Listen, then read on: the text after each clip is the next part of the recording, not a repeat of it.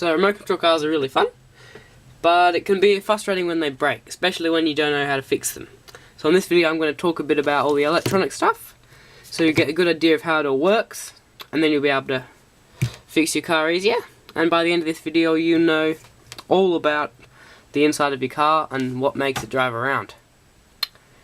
So, let's crack into it. So everything remote control obviously needs a remote, whether it's a pistol grip one like this, or a stick control like this, doesn't matter, they both do the same thing.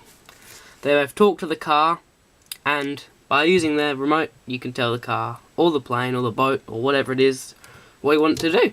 So I'll get this car over here now. This is my ECX amp, which I've had for a while now. Now, I've modified it a bit, so if you buy one it won't look like this. So here, underneath, you can see the battery, which is this big lock like this one here.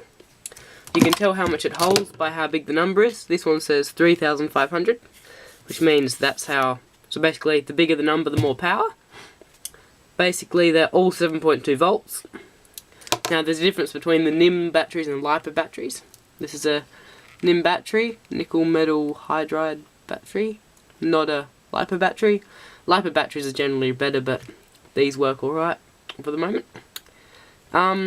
Then under here there's a receiver there, which you plug in stuff like servos, and it gets power from a speed controller, which you can see just there. The battery plugs into the speed controller, and then the speed controller plugs into the receiver. Now, the receiver can have different channels, so this one has got 3 channels. One for going forwards and backwards, and another one for steering, and a spare one which you don't really need. Now on the back, what powers the car is the motor. This is a motor, it's a 20-turn motor. Different brands have different systems of how powerful they are, but this one's a 20-turn motor. The speed controller, as it with its name determines, you can tell that it means it tells the motor how fast you want it to go. So with hobby grade remote control cars, like this one here, when you want to go forwards, which on this remote, there's this trigger under here, forwards is like this and backwards like that, you can go slowly or fast. So the speed controller tells the motor how much power to give it, it gives the motor the right amount of power so you go the right speed. Now there is a servo on this car too. Well, all cars have servos. There's a servo here. This one steers the car, and yeah, so I'll turn it on just so you can see how it all works basically. So we'll plug in the speed controller to the battery.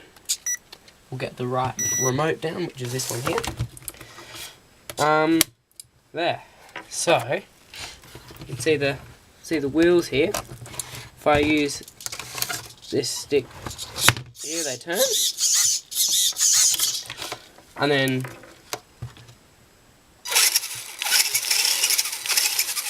backwards.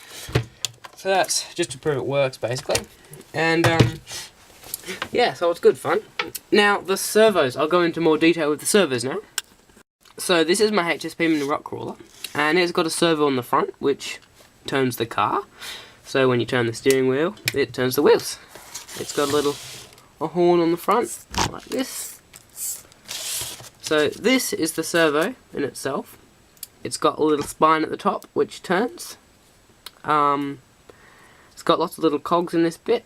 It's got a motor and a potentiometer. The potentiometer tells the circuit board where it is, and then the receiver tells it where it wants it to be, and then it can think, oh, I need to turn it a little bit this way.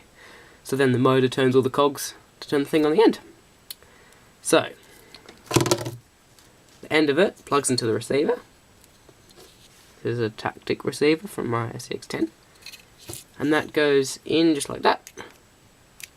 And then you can plug in basically as many as you want.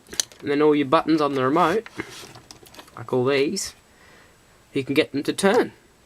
So, you can imagine, let's say, you've got a little box with a thing that can turn when you press buttons on a remote. Imagine all the different possibilities of stuff you could make with that. And then you could add a speed controller like this, and a motor, that one, and then you'd have a motor that can spin, and a servo that spins a little bit with more torque. You could make a boat, a plane, a car, a submarine, anything, hovercraft even. Whatever you want. You just have to connect it all up, and hey presto, you've got something cool to play with. If there's anything you want to know, just write a comment down below and I'll answer it as soon as I can. And hopefully have fun driving your remote control cars. And yeah, now you probably know something more than you did before.